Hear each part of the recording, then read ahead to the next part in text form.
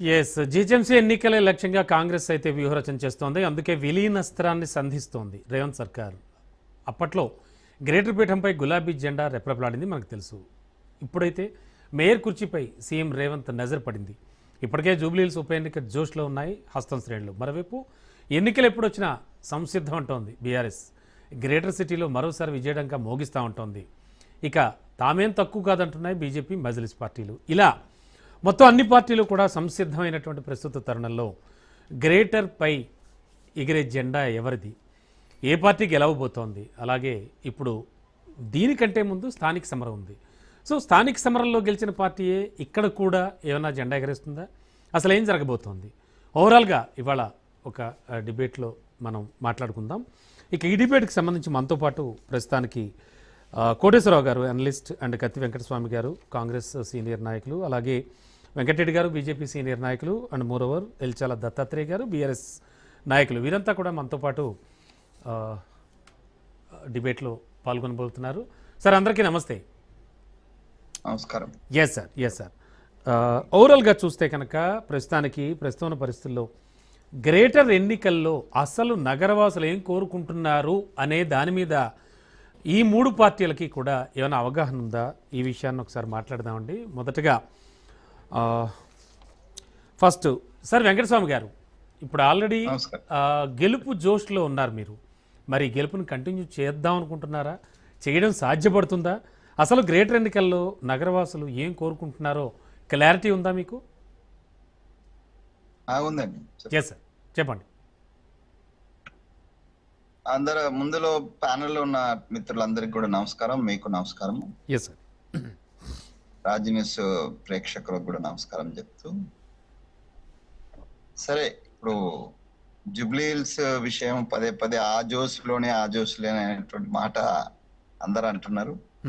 సరే పార్టీ శ్రేణులలో కూడా కొంత అది ఉన్నప్పటికీ జూబ్లీహిల్స్ ఎలక్షన్స్ వేరు, ఓవరాల్ జిహెచ్ఎంసీ ఎలక్షన్స్ వేరు, అండ్ మళ్ళీ స్థానిక సంస్థల గ్రామ పంచాయతీ వేరు, మళ్ళీ ఎంపీటీసీ జెడ్పీటీసీ వేరు. దేనికి అదే ఒక ప్రత్యేకత ఉంటుందండి. అవును. సో హైదరాబాద్ నగరానికి సంబంధించినటువంటి ఎన్నిక కాబట్టి ఇప్పుడు హైదరాబాద్ నగరం తోటి కూడా మళ్ళీ వరంగల్ నగరము, లేకపోతే మహానగరము, వరంగల్ మహానగర్ ఉన్నది, తర్వాత కార్పొరేషన్స్ ఇంకా ఖమ్మం, కరీంనగర్, వరంగల్ ఉన్నాయి, సారీ నిజామాబాద్ కూడా ఉంది. సో వీటన్నిటిలో కూడా నా అంచనా ప్రకారం వేరువేరుగానే ఉంటుంది. స్థానిక సంస్థల కిందనే వస్తాయి ఇవన్నీ. స్థానిక ఉన్నటువంటి స్థితిగతుల మీదనే ఎక్కువ, అంటే మోర్ దెన్ 60% దాని మీదనే వస్తాయి. పార్టీ పరంగా ఎన్నికలే అంటే ఇవి మిగతాయి, అంటే గ్రామ పంచాయతీ తప్ప మిగతా అన్ని కూడా పార్టీ సింబల్ మీదనే ఉంటాయి కాబట్టి పార్టీ ప్రభావం తప్పనిసరిగా ఉంటుంది. పార్టీ ఎట్లా పర్ఫామ్ చేస్తుంది ఏంది అనేది. తర్వాత ఇక్కడ మాకు హైదరాబాద్ నగరంలో నిజంగా చెప్పాలంటే స్టిల్ టుడే మేము జూబ్లీహిల్స్ గెలిచినప్పటికీ ఓవరాల్ గా ఆర్గనైజేషన్లు కానీ, లేకపోతే అంతకు ముందు ఉన్నటువంటి ఎమ్మెల్యే ఎలక్షన్స్, ఎంపీ ఎలక్షన్స్ కూడా దృష్టిలో పెట్టుకుంటే వీఆర్ సమ్వాట్ వీక్. దాంట్లో డౌట్ ఏం లేదు. పార్టీ పరంగా కావచ్చు, లేకపోతే పార్టీ పరంగా పర్టికులర్ ఎమ్మెల్యేలు, ప్రజాప్రతినిధులు మాకు ఆల్రెడీ ఉన్న వాటిలలో ఇప్పుడు మాకు రెండే ఉన్నాయి కదా, రెండు హైదరాబాద్ సిటీలో ఉన్నటువంటి 15 నియోజకవర్గాల్లో మా చేతిలో రెండే. దాంట్లో సగం పార్ట్ ఏదైతే ఉన్నదో ఎంఐఎం కు కొంచెం ఎక్కువ గ్రిప్ ఉండే అవకాశం మా మిగతా మూడు పార్టీల కంటే ఎంఐఎం కి ఎక్కువ హోల్డ్ ఉండే అవకాశం ఉన్నది. ముస్లిం ఓట్లు ఎక్కువ ఉన్నాయి. ఎంఐఎం అంటే ఒక ఫోర్స్ గా ఉంటుంది అక్కడ కాబట్టి అక్కడ కూడా మా పర్ఫార్మెన్స్ కానీ మిగతా వాళ్ళతో పోలిస్తే మా పర్ఫార్మెన్స్ కొద్దిగా పర్వాలేదు అనుకున్నా. సో కొంచెం వీక్ గానే ఉన్నట్టు ఆర్గనైజేషనల్ పరంగా నాకున్నట్టు, నేను ఆర్గనైజేషనల్ సిస్టమ్ లో ఉన్నా కాబట్టి ఓల్డ్ సిటీ ఎప్పుడైనా కూడా మేము వీక్ ఉన్నాం. సో రిమైనింగ్ దాంట్లో 2 నియోజకవర్గాలు మా పరిధిలో ఉన్నాయి. ఒకటేమో మన ఇది కంటోన్మెంట్, రెండవదేమో ఇది ఇప్పుడు నిన్న వచ్చినటువంటి జూబ్లీహిల్స్. సో ఇప్పుడు 2 నియోజకవర్గాల్లో మా ఎమ్మెల్యేలు ఉన్న దృష్ట్యా డెఫినెట్ గా కొంత దాని మీద మాకు పట్టు దొరికే అవకాశం ఉన్నది. పవనాలు గణేష్ ముందు నుంచే గెలుచుకున్నాడు కాబట్టి గణేష్ పర్ఫార్మెన్స్ కూడా యాజ్ ఎమ్మెల్యే చక్కగా ఉంది నాకు తెలిసినంత మటుకు.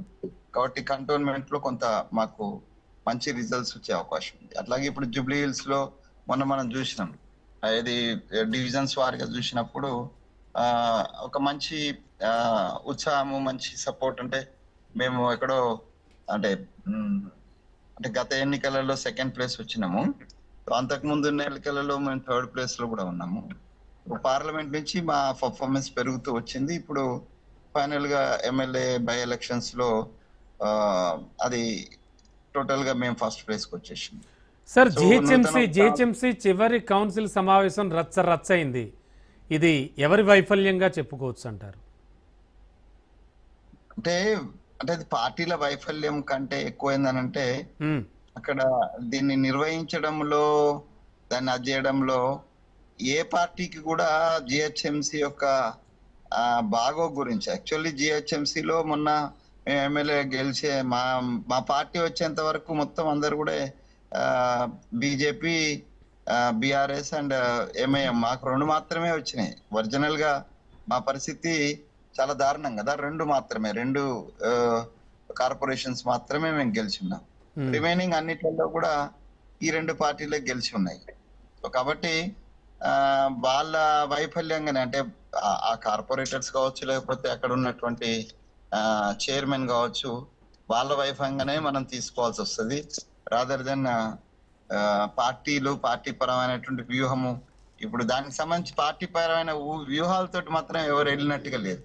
ఆ పార్టీ కావచ్చు, మిగతా పార్టీలు కావచ్చు, ఒక వ్యూహం ప్రకారము వెళ్ళినట్టు అయితే మాకు అనిపించలేదు. కాబట్టి అది మేయర్ గారు, మిగతా వాళ్ళ యొక్క వ్యక్తిగతమైనటువంటి వైఫల్యం కింద, అధికారుల యొక్క సమన్వయ లోపం కారణంగానే నేను అది భావిస్తున్నాను. ఏ పార్టీకి ఉండే అవకాశం లేదు. అయితే ఏంటంటే మేము అధికారంలో ఉన్నటువంటి దృష్ట్యా, అభివృద్ధి పనులు చేస్తున్నటువంటి దృష్ట్యా, హైదరాబాద్ లో గతంలో టిఆర్ఎస్ ఎక్కువ సీట్లు గెలిచింది. అంటే 50% టిఆర్ఎస్, ఎంఐఎం ఉంది. సో వీటన్నిటి దృష్ట్యా మేము చాలా కష్టపడాల్సి వస్తుంది. కష్టపడడంలో మాకున్నటువంటి ఇప్పుడున్న ఇమేజ్, అంటే హైదరాబాద్ నగరం యొక్క అభివృద్ధికి కాంగ్రెస్ గతంలో అంటే 2004-14లో మేము చేసినటువంటి అభివృద్ధిని ఒకవేళ ముందు పెట్టుకున్నట్టు ఉంటే సరే, చాలా స్పష్టంగా మా హయాంలో జరిగినటువంటి అభివృద్ధి దృష్ట్యా డెఫినెట్ గా ప్రజలు మాకు పట్టం కట్టేటువంటి అవకాశము మెండుగా ఉంది. అయితే మేము ప్రజల దగ్గరికి గ్రాస్ రూట్ వరకు వెళ్ళేటువంటి ప్రయత్నం చేయాలా. సో దాంట్లో ఆర్గనైజేషన్ నేను కూడా సికింద్రాబాద్ పార్లమెంట్ ఇన్ఛార్జ్ ఉన్నాను. పార్లమెంట్ మిగతా వారితో కూడా మాట్లాడదాం.